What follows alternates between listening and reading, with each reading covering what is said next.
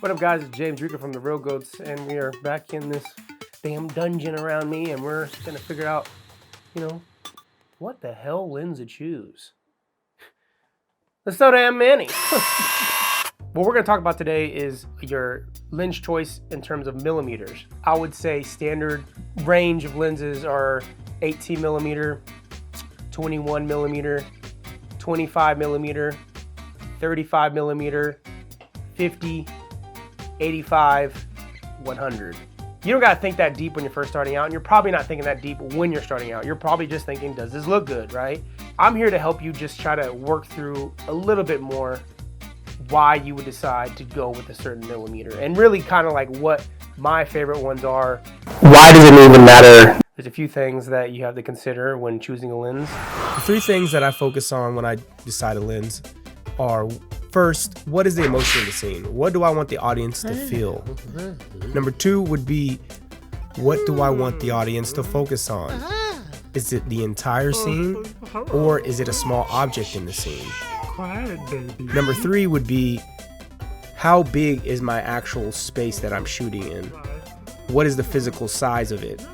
Am I in a large open space where I can move the camera anywhere I want, or am I in a tight, confined room where I don't have the option to move the camera very far? Hey, can you help me move this camera? It's pretty tight here. So my top three. My number three lens choice would be 85 millimeter. Why 85?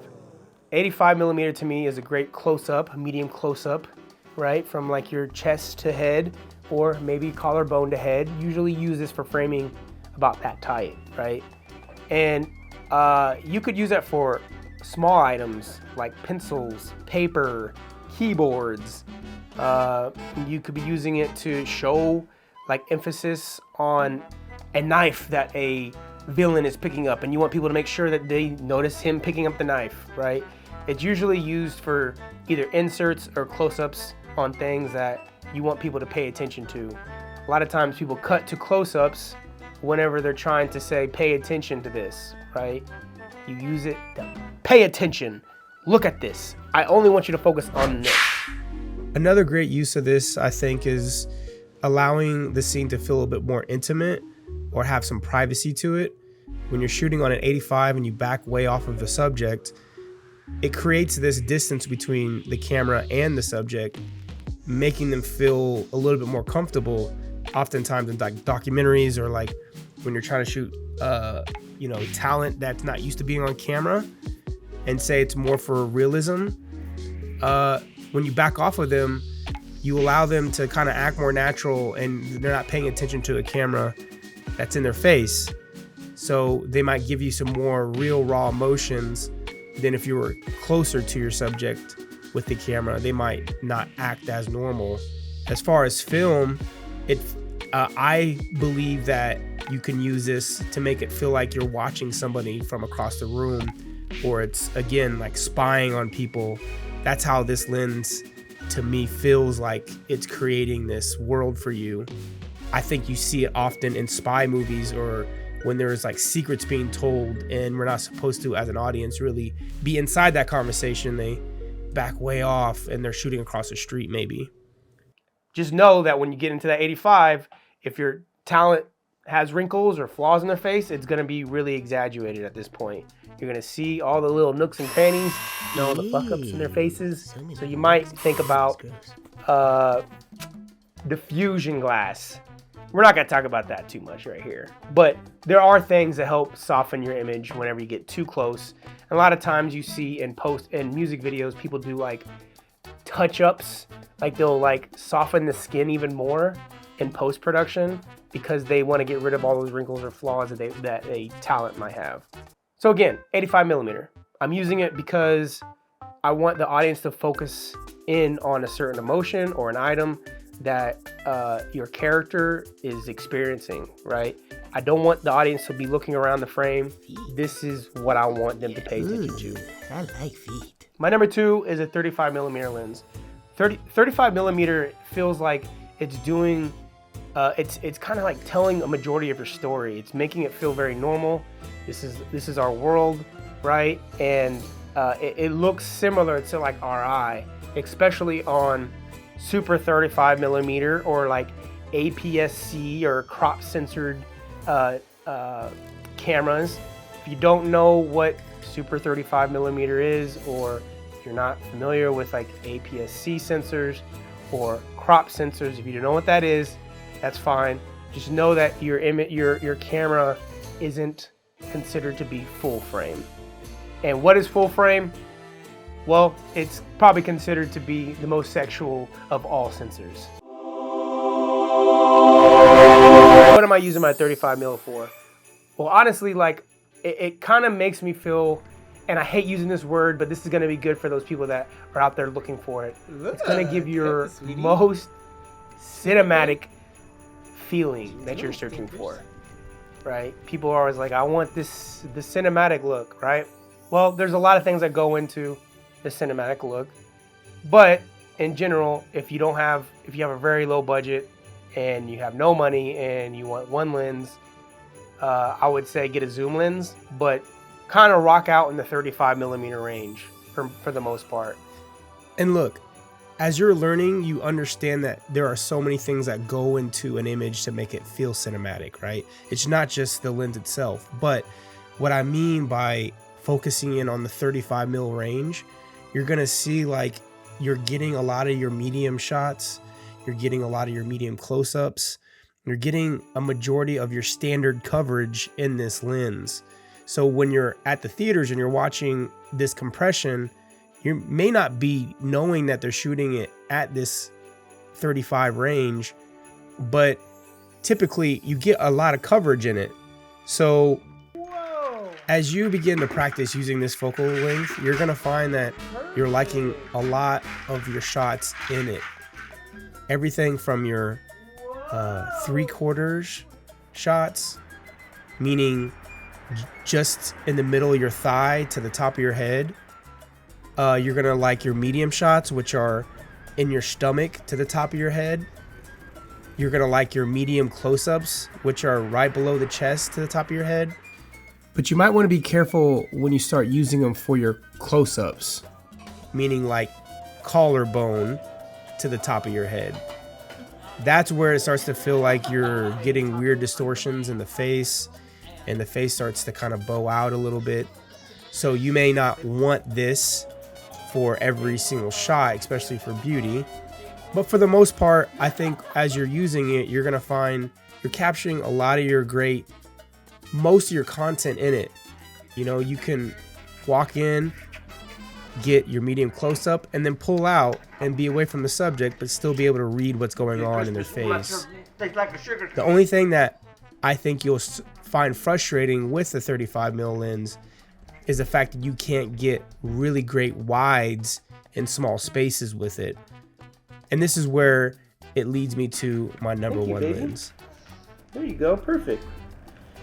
Yeah, good job. Now, my number one lens is gonna be any wide lens, right? But for me, probably a 14mm or a 16mm. And why so wide, James? Why do you like it so wide? Turn me up with the mic, let's go. Well, I like it wide, super, super, super wide. In music videos, I think everyone loves to see a wide lens. It does things like distort the image on the edges, and when you push that thing close to your talent, it distorts their face and makes it kind of feel kind of wonky. So yes, you might not want that, but if you're trying to go for energy, trying to go for these other worlds, then you throw that thing on and all of a sudden it feels a little bit more trippier. It feels a little bit more energetic, right? You can move quicker with the wide lens like that. You can do more with handheld. You can take more risks with how fast you're moving your camera. And again, when I say to take risks, it's like you're able to kind of move the camera up and around and underneath and twist it a little bit more than you normally would with a tighter lens, because you're going to see more shaking happening. When the shaking happens in a wide lens, it doesn't bother you so much. You're still able to maintain like what you're seeing. You know, you're not really hurting the audience too much. And you can kind of see in this example of my little daughter. When I have the wide lens on her, I feel like I'm right there with her. I feel like I'm right by her, which is another aspect about wide lenses that I like, is that you really do feel like you're with the subject. It feels very like I'm in their world. I'm right there. It doesn't feel as fictional anymore for some reason. It feels like reality. It feels like I'm planting myself inside next to the character, which is something that I think you got to think about when you're trying to shoot. Do you want the audience to feel like they're right next to the character, or do you want them to feel like they're away from them by, compressing and going on a tighter lens and pulling the camera away from them? As the camera moves back, you distance your audience from the character, literally. As you get close, you're in their personal space. You're really inside the environment next to that person. You feel the tension between the person and the camera more, So if the talent feels a little awkward in front of the camera, you're going to feel that a lot more because the camera's right next to them. Their emotion's going to change. I think with this wide lens, it makes things look so beautiful, and it gives you the options to still get your wide shots in a tight space. You still can get close-ups. You know that it's gonna feel a little distorted, but it's something special about a close-up with a wide lens. I think it makes the image feel a bit more unique than a standard 35 or 50 mil. So take advantage of that is what I'm saying. Like, embrace the fact that it's a wide lens and learn how to use it in a way that brings character to the actual video. Good game. It was a good game. I didn't lose that bad. I often see that people that are buying cameras right out, they don't usually get a wide lens because they don't know, right? You just don't know that the wider you go, the more epic it feels, right?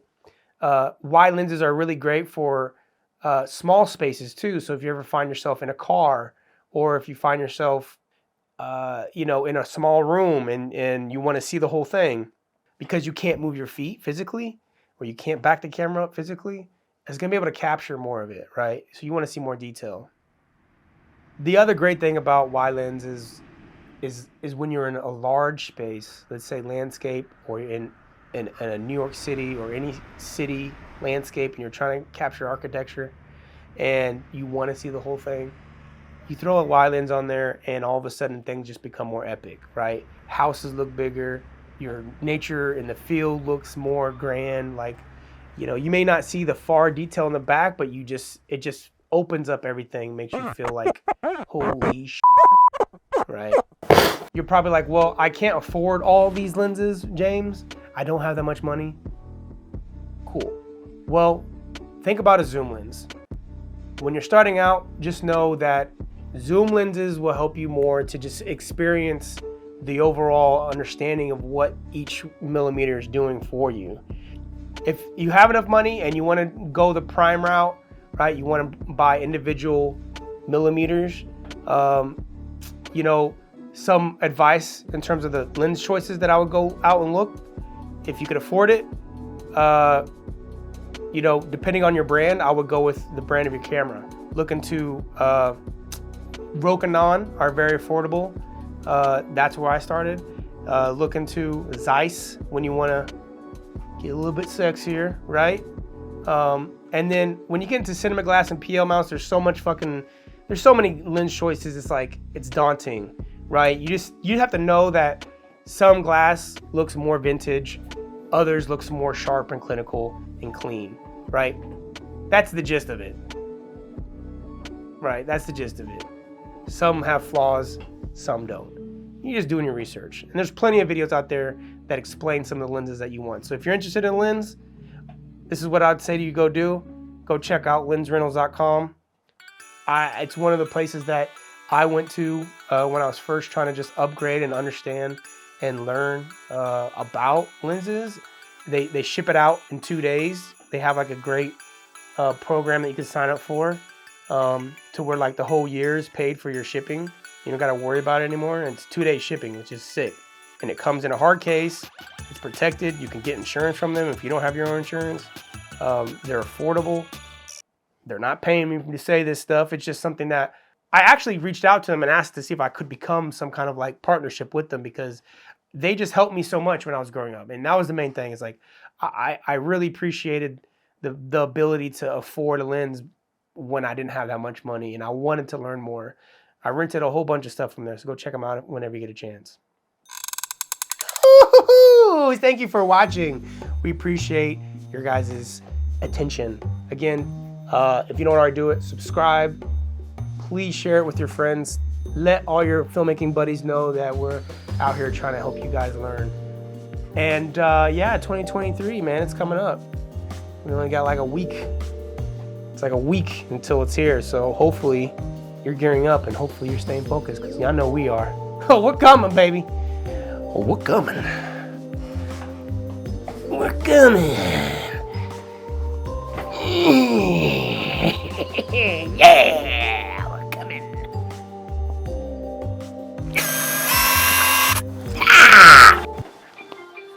Oh.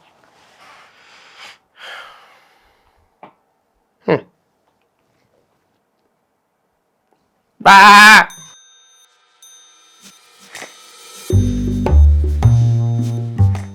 Now I'm liking it a little bit more. Looking cute. Uh-oh. Dad's got a big mess and you're pouring out a lot of baby wipes. Mom's not going to be very happy with that.